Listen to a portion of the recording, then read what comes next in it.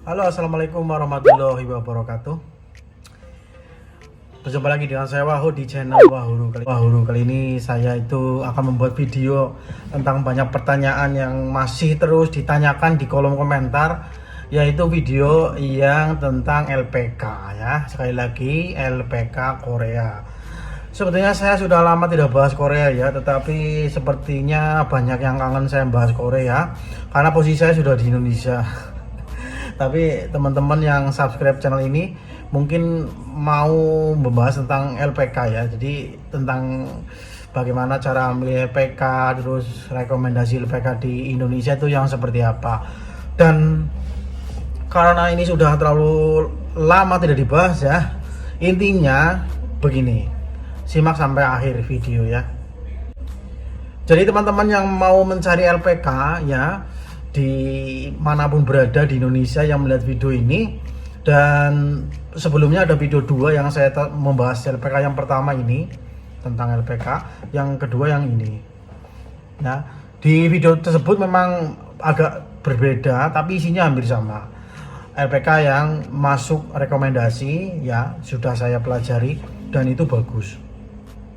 Tapi ukuran bagusnya mungkin bagi sebagian teman-teman masih bingung ya, bagaimana tips memilih LPK yang bagus seperti apa, terus kondisinya seperti apa ya. Tapi yang penting ini dia cara memilih LPK. Number one. Yang pertama itu lokasi.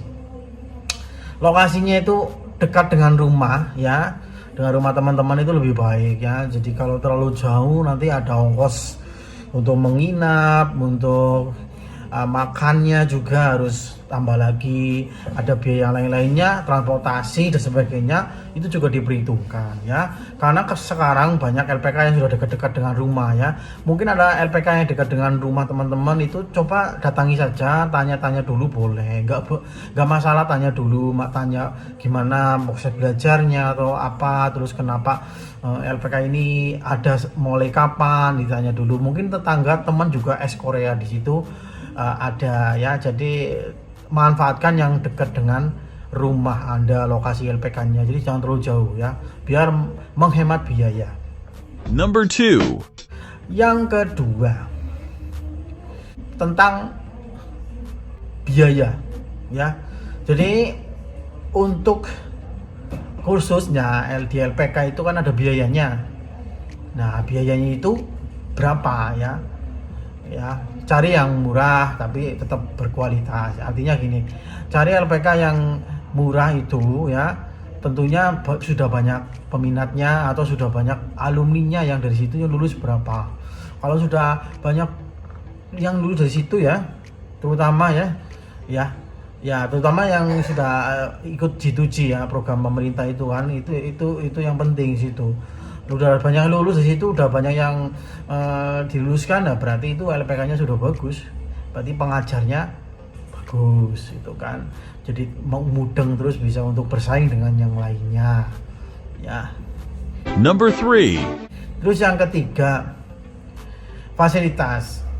Nah, ini LPK sekarang kebanyakan sudah bagus-bagus tempatnya, terus lokasinya mungkin dekat-dekat dengan jalan raya gitu ya. Pertimbangan juga dengan cara belajar kita. Kalau belajar kita suka yang sepi ya, kurang ramai gitu kan, mungkin milih LPK-nya yang jauh dari jalan raya, jalan besar gitu ya. Tapi kalau LPK-nya nyari yang lebih yang penting rame dekat ini juga nggak masalah, sudah paham-paham aja. Kalau untuk belajarnya nyambung ya silakan dipertimbangkan untuk masuk ke LPK yang rame dekat pinggir jalan gitu ya, itu pertimbangkan di situ.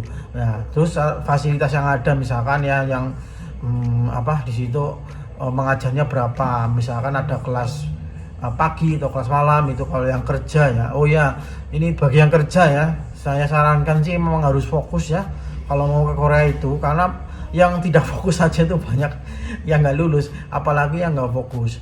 Jadi intinya lulus dulu lah ya, kerjaannya ditinggal dulu, itu ya harus dikorbankan salah satu. Kalau belum siap ya siapkan dulu itu. Kalau sudah nggak kerja sih nggak masalah, tapi kalau udah kerja masih ada tanggungan-tanggungan yang lain dengan keluarga ya pertimbangan dulu gitu sama keluarga kalau yang bekerja. Jadi saran saya kalau mau ke Korea harus fokus untuk belajar bahasanya ya. Fasilitasnya apa saja di situ. Kalau fasilitas menurut saya sih sekarang relatif bisa ada yang sudah ber-AC, ada yang tempatnya sudah bagus, itu banyak. Number 4.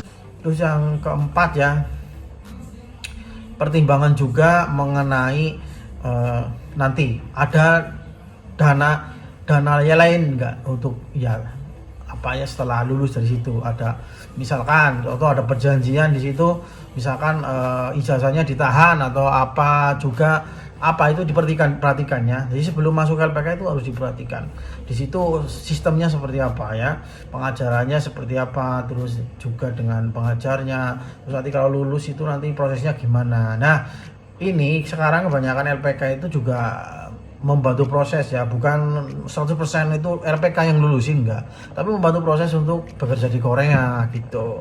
Jadi kayak sending data itu kan biasanya ya dari LPK juga menyediakan atau membantulah sebisanya seperti itu untuk sending data seperti itu. Dan itu kalau sending data sebenarnya gratis, tapi kalau untuk jasa ya pasti ada yang bayar ya kan. Jadi kita harus pandai-pandai juga untuk melihat LPK yang benar-benar membantu dan tidak itu ya, intinya ujung-ujungnya pasti ada uang jasanya seperti itu.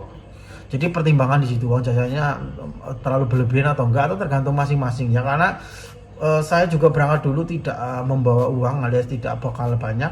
Ketika di LPK juga saya minta bantuan, itu wajar-wajar saja kalau kita udah deal-dealan di balik layar gitu ya.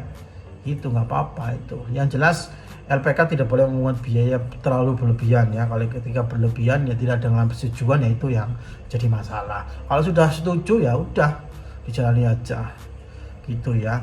Tentang biaya ke Korea itu ya, memang setiap orang beda-beda nanti.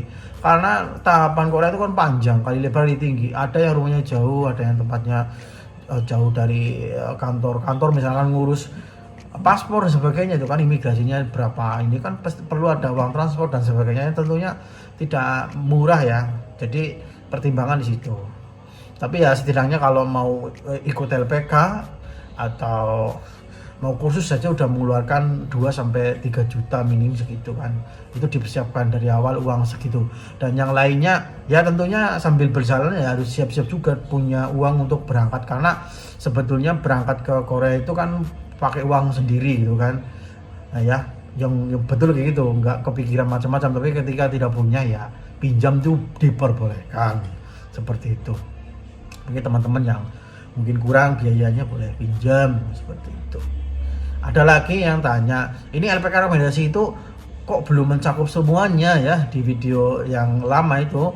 Ya karena saat itu saya belum update ya. Nanti kalau update lagi mungkin teman-teman yang nanya di daerah Jakarta, Bogor dan sebagainya itu ya, nanti kalau ada LPK yang recommended lah saya nanti bagikan di video selanjutnya. Ya itu saja infonya dari saya, baik-baik saja.